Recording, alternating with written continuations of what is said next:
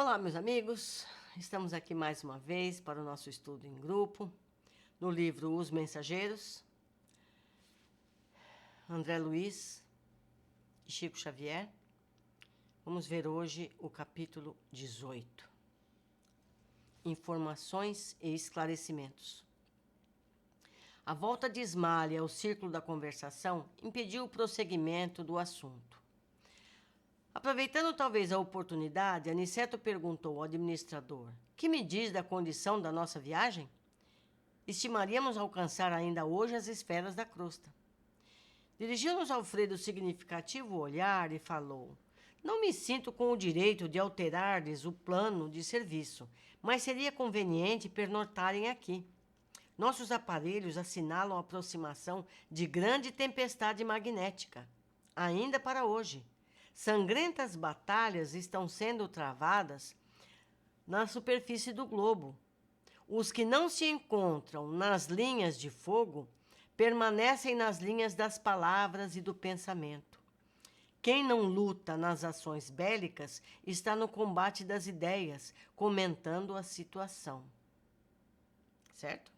Quer dizer, não é só a batalha, a guerra, as mortes, os sacrifícios que estão fazendo com que a densidade do plano espiritual aumente, para que haja essa sobrecarga magnética.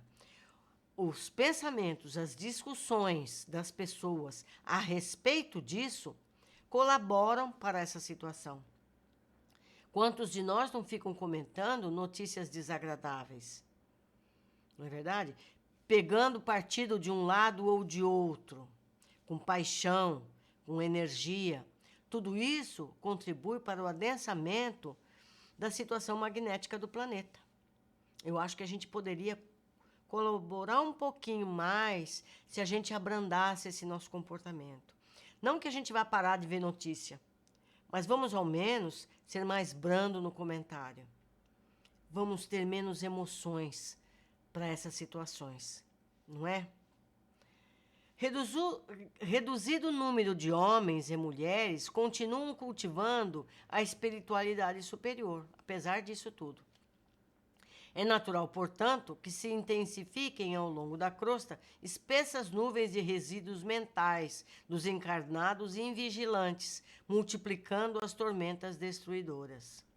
Aniceto escutava com atenção. Não me preocupo com sua pessoa, continuou Alfredo, dirigindo-se de maneira peculiar ao nosso instrutor. Mas esses dois amigos, penso, seriam desagradavelmente surpreendidos. Tem razão, concordou Aniceto, e esboçando significativa expressão fisionômica, prosseguiu. Avalio que o sacrifício dos nossos companheiros espirituais nos trabalhos de preservação da saúde humana. São grandes servidores, disse o senhor do castelo. De quando em quando observo-lhes pessoalmente os núcleos de atividade santa. A humanidade parece preferir a condição de eterna criança. Faz e desfaz os patrimônios da civilização como se brincasse com bonecas. Nossos amigos suportam pesados fardos de serviço para que as tormentas magnéticas, invisíveis ao olhar humano, não disseminem vibrações mortíferas, a se traduzirem pela dilatação das penúrias da guerra e por epidemias sem conta. Certo? Então, os pensamentos, as vibrações maléficas contribuem para as epidemias, para as doenças. Nós precisamos estar atentos até onde nós somos responsáveis por essa situação. As colônias espirituais na Europa, mormente as de nosso nível, estão sofrendo amargamente para atenderem às necessidades gerais. Aqui, mais uma vez, ele cita as colônias da Europa, que eu gostaria tanto de ter mais detalhes. Já começamos a receber grandes massas de desencarnados em consequência dos bombardeios. Nosso lar, pela missão que lhe cabe, ainda não pode imaginar nosso esforço que o conflito mundial vem exigindo de nossa colaboração nas esferas mais baixas. Os postos de socorro de várias colônias ligadas a nós estão superlotadas de europeus desencarnados violentamente. Então, quer dizer, uma pessoa que morre num lugar, que desencarna num lugar, ela pode ser levada para uma colônia em outro lugar distante. Então, que tomemos nota dessa característica, dessa possibilidade. Fomos notificados de que as súplicas de Europa dilaceram o coração angélicos dos mais altos cooperadores de nosso Senhor Jesus Cristo. Aos terríveis bombardeios na Inglaterra, na Holanda, Bélgica e França, sucedem-se outros que não de menor extensão. Depois de reiteradas assembleias dos nossos mentores espirituais, resolveu-se providenciar a remoção de pelo menos 50% dos desencarnados na guerra em curso para os nossos núcleos americanos. Aqui ele deve se referir ao Sul e Norte América, né? Viu só? Metade dos que morreram nas guerras da Europa foram para as Américas. Mas não há dificuldade no socorro a essa gente? Indagou Aniceto em tom grave. E a questão da linguagem? Os serviços de socorro, apesar de intensos na Europa, têm sido muito bem organizados, explicou Alfredo. Para cada grupo de 50 infelizes, as colônias do Velho Mundo fornecem um enfermeiro instrutor. Certo? Olha que beleza. Com quem nós podemos nos entender de modo direto. Quer dizer, via pensamento, não precisa traduzir, porque o espírito inferior ainda precisa da língua falada. Então, vem junto um intérprete para falar com quem vai cuidar deles. Muito interessante. Desse modo, o problema não pesa tanto, porque nossa parte de colaboração consta do fornecimento de pessoal para o serviço e material de assistência. Não seria, porém, mais justo, indagou Vicente, que os desencarnados dessa espécie fossem mantidos nas próprias regiões do conflito? Alfredo sorriu e explicou.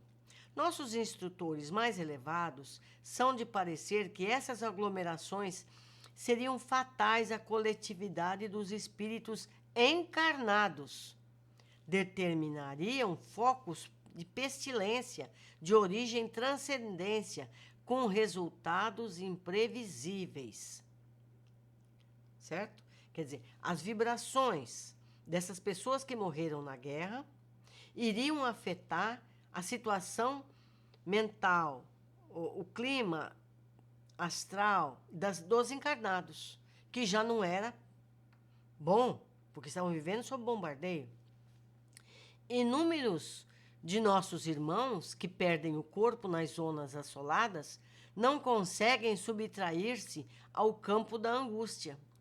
Mas quantos ofereçam possibilidades de transferência para cá, dentro de nossas cotas de alojamento, são retirados dali, sem perda de tempo, para que os seus pensamentos atormentados não pesem em demasia nas fontes vitais das regiões sacrificadas.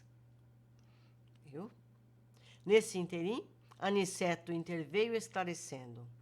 Embalde voltarão os países do mundo aos massacres recíprocos. O erro de uma nação influirá em todas, como o gemido de um homem perturbaria o contentamento de milhões. A neutralidade é um mito.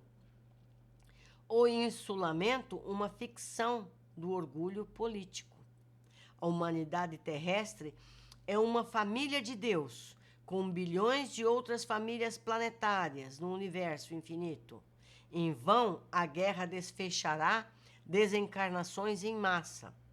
Esses mesmos mortos pesarão na economia espiritual da Terra. Enquanto houver discórdia entre nós, pagaremos doloroso preço em suor e lágrimas.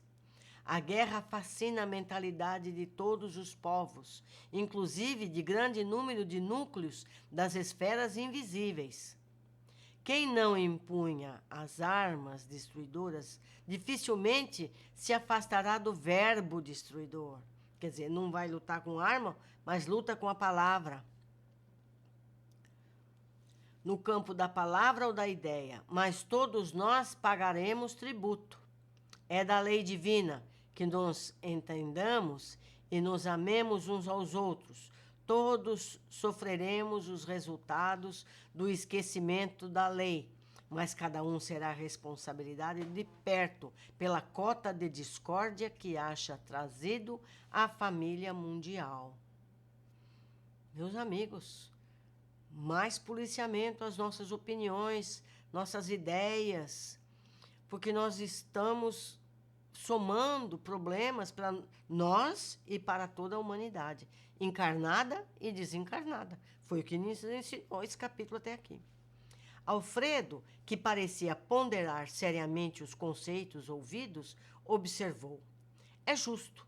Aniceto voltou a considerar após silêncio mais longo. Estive pessoalmente a semana passada em Alvorada Nova, que fica em zonas mais altas. E vim saber que avançados núcleos de espiritualidade superior dos planetas vizinhos, desde as primeiras declarações desta guerra, determinaram providências de máxima vigilância nas fronteiras vibratórias mantidas conosco. Aproveito para dizer que nós vamos também estudar o Alvorada Nova. Já estou providenciando isso.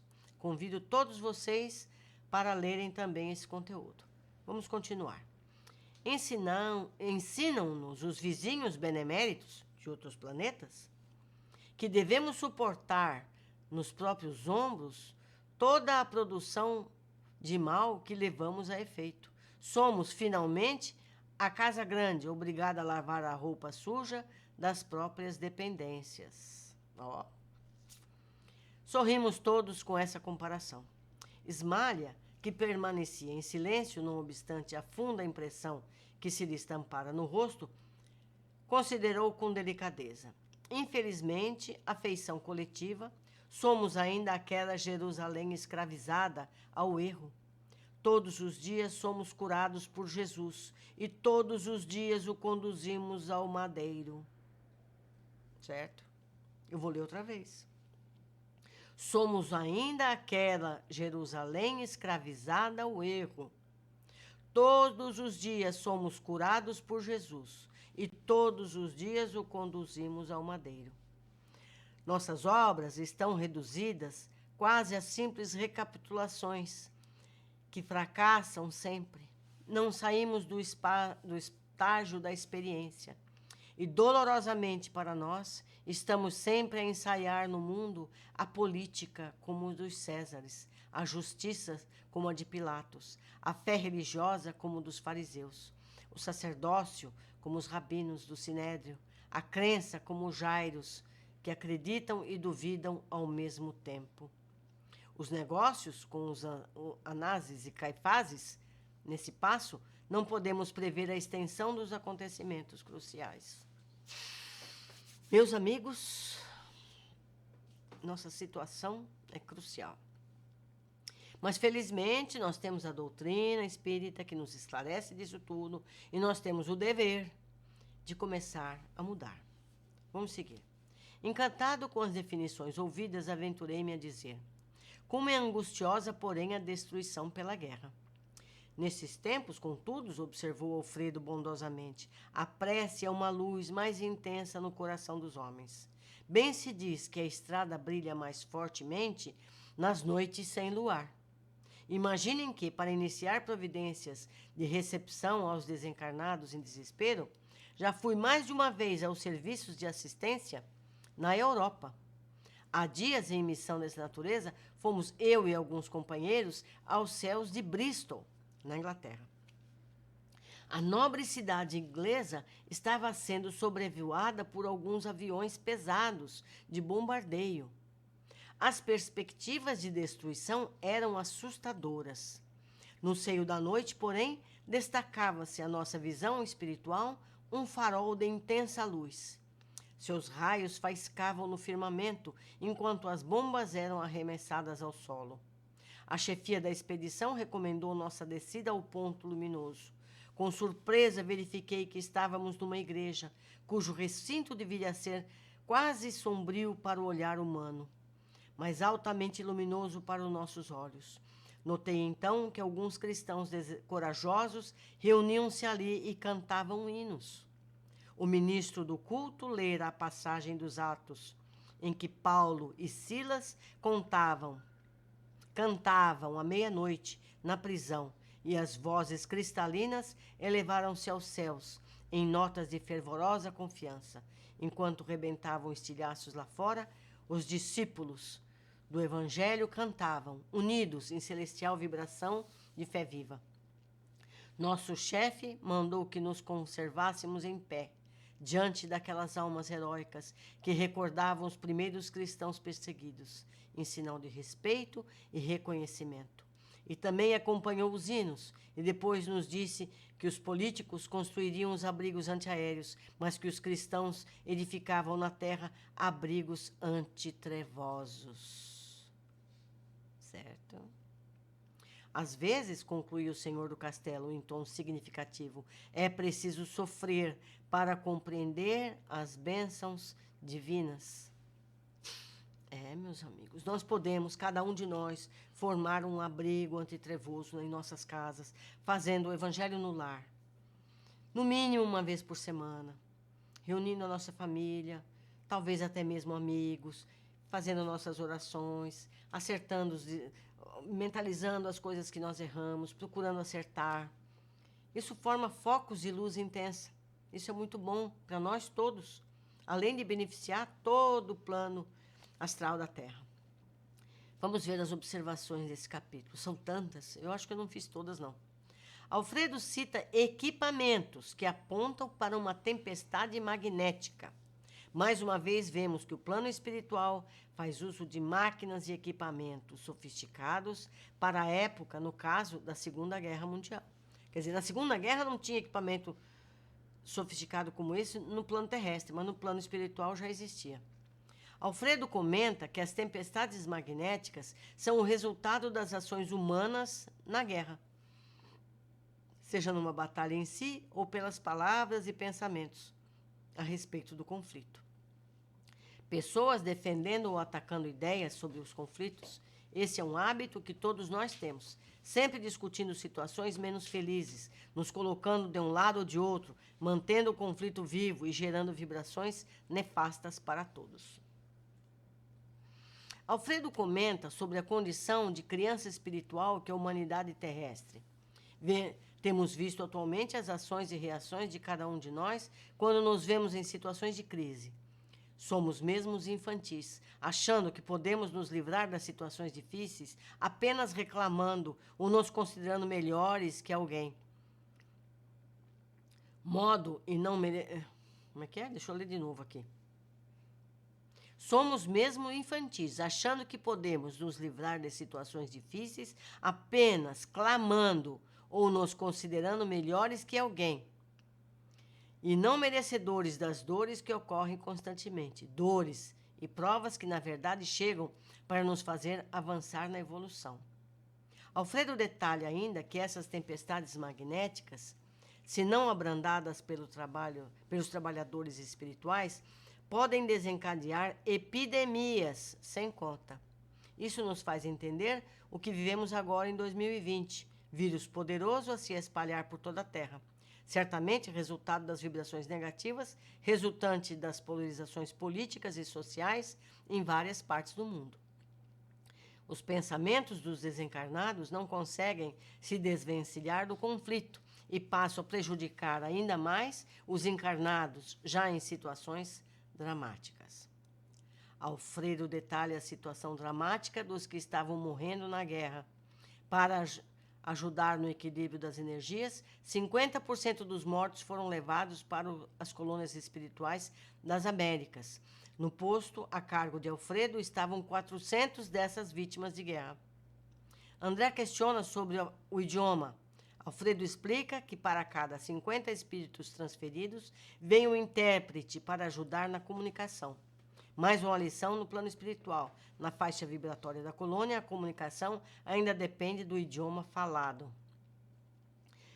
Alfredo fala sobre a guerra, as consequências desencadeadas, seja pela arma ou pela palavra, pois as vibrações mentais insuflam os ânimos dos combatentes.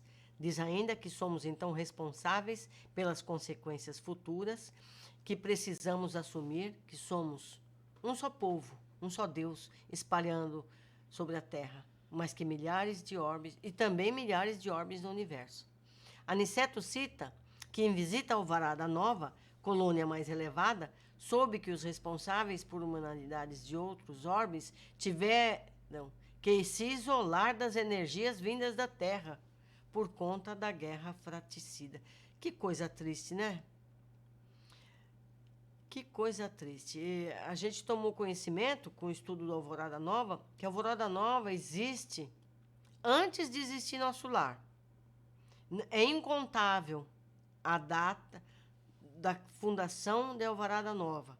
As datas da Terra não são suficientes para saber o início dessa colônia.